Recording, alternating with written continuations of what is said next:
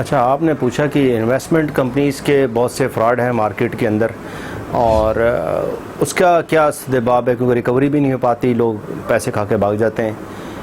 देखें, एक चीज़ को याद रखें, जब भी आप किसी इन्वेस्टमेंट कंपनी में इन्वेस्ट कर रहे हैं, कोई बंदा आपके साथ इन्वेस्टमेंट कर रहा है, इन्वेस्टमेंट के लिए आपको कह रहा है, उसकी कंपनी SECP में, सिक्योरिटी एक्सचेंज कमीशन में रजिस्टर्ड होनी चाहिए। एक बात। दूसरी बात, जब आप इन्वेस्टमेंट कर रहे हैं, आप ये याद रखें कि उसको आप अच्छी तरह चेक कर लें कि वो इस कंडीशन में है कि आपको पैसे वापस कर सके, उसके पास इतना अमाउंट है कि पैसे वापस कर सके। दूसरा, जब आप उससे लिखवाते हैं, जो चीज़ आप लिखते हैं, जो डॉक्यूमेंट होता है एग्रीमेंट, इन्वेस्टमेंट का डॉक्यूमेंट, आप उसमें श्योर करें ये चीज़ कि वो तो एक तो वापस करने का मजाज हो, दूसरा बात करते हैं क्या, वो नीचे लिखवा देते हैं प्रॉफिट एंड लॉस जो है वो उसमें सिर्फ लॉस के अंदर वो कहते हैं कि जो है लॉस जो होगा आपका होगा और प्रॉफिट में हम सारे शामिल होंगे। प्रॉफिट एंड लॉस का जो है चक्कर जो है आपने बड़ा देख के करना है कि आप या तो आप पर मंथ दे रहे हैं उसको, प्रॉफिट एंड लॉस का कहीं जिक्र नहीं होना चाहिए। ये क्लॉज होनी चाहिए कि भाई मुझे इससे कोई मतलब नहीं है, मेरे को पर मंथ जो है इतना चाहिए, ये आप एग्रीमेंट में लिखवा सकते हैं। और उसने लिखा हुआ होता है नहीं कि प्रॉफिट एंड लॉस होगा, हमारे यहाँ होता है अक्सर कहते हैं जी लॉस हो गया। तो एक तो ये चीज़ कि आपने क्लॉसेस को देखना है कि एक खुद अकल इस्तेमाल करनी कि आपको पैसे वापस करने की कंडीशन में है नहीं है, सिक्योरिटी एक्सचेंज कमीशन में रजिस्टर्ड है नहीं है, और इसके अलावा उसकी रेपुटेशन भी देखें। और तीसरी चीज़ ये कि जब आप इन्वेस्ट कर रहे होते हैं, याद रखें कि आपका सोर्स जो आपने इन्वेस्ट किया है पैसा, वो क्लियर होना चाहिए। बाज़ औक़ात ऐसे होते हैं बहुत से बैंक्स में, जो हमने देखा है कि लोग पैसे रखवाते हैं या उनके लॉकर तोड़ के लोग पैसे निकाल के चले गए, इन्वेस्टमेंट कंपनी वाले पैसे लेके चले गए, या कोई BC डलवाता है उसके पैसे लेके चले जाते हैं। आपने अपनी इनकम जो है वो होनी चाहिए, लीगल होनी चाहिए। अब आप किसी को 2 करोड़ लगाते हैं, किसी के पास इन्वेस्ट करते हैं, वो लेके खा जाता है, तो आप जो है इस कंडीशन में नहीं होते कि कोर्ट में चले जाएं। डेफिनेटली आपको साबित करना पड़ता है कि आपके पास कैसे कहाँ से आए, तो इसलिए आप जाते नहीं। इन्वेस्टमेंट कंपनियां जो है ऐसे फिर मज़े करती हैं।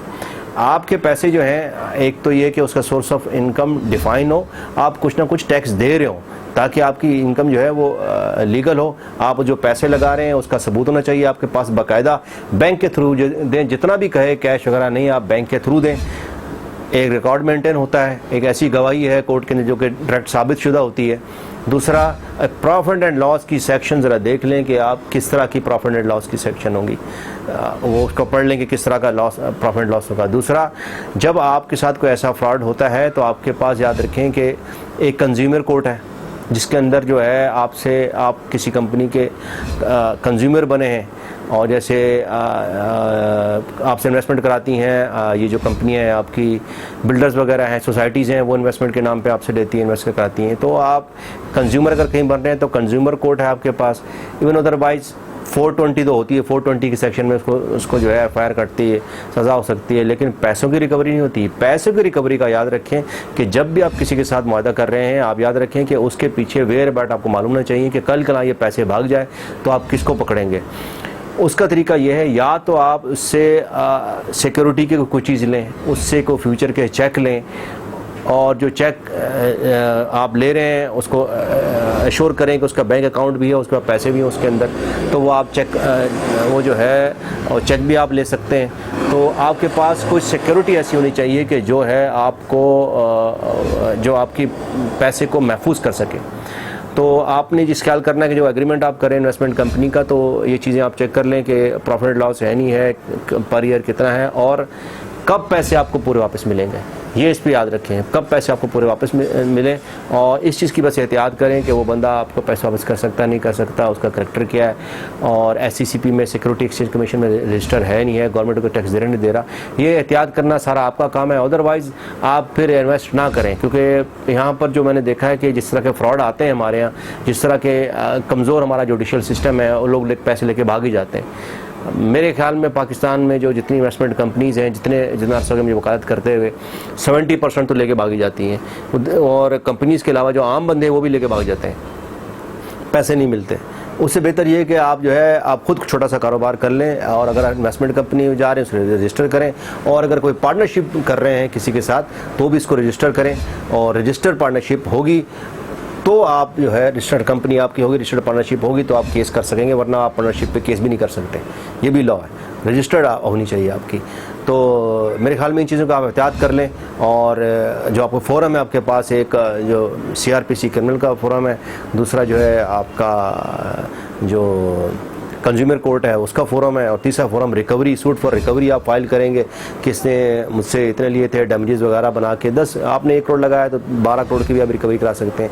लेकिन ये उस सूरत में होगा जब आपको उनके एसेट्स पता होंगे। अगर आपके पास फ्रॉड होता है, आपको पता है उसके बाद ये एसेट्स हैं, आपने उसके ऊपर जाके सिविल सूट में जाके उसके ऊपर स्टे ले लिया, प्रॉपर्टी के ऊपर स्टे ले लिया, उसकी गाड़ी के ऊपर स्टे ले लिया, किसी चीज़ पे स्टे ले लिया, तो आपके पास फिर तो आप पैसे सिक्योर कर पाएंगे। आपने एहतियात कर ली। फर्स्ट करें एक बंदा आपसे कह रहा है कि 1 करोड़ रुपया दे दें, इन्वेस्टमेंट करते हैं तो ये प्रॉपर्टी है वो, आप याद रखें कि उसकी एक तो आपने उससे कोई चीज़ लेनी है, रिटर्न में कोई बड़े चेक लेने, कोई चीज़ लेने आप, और वो प्रॉमिसरी नोट भी ले सकते हैं, इन्वेस्टमेंट के तौर पे आपसे पैसे ले रहा है।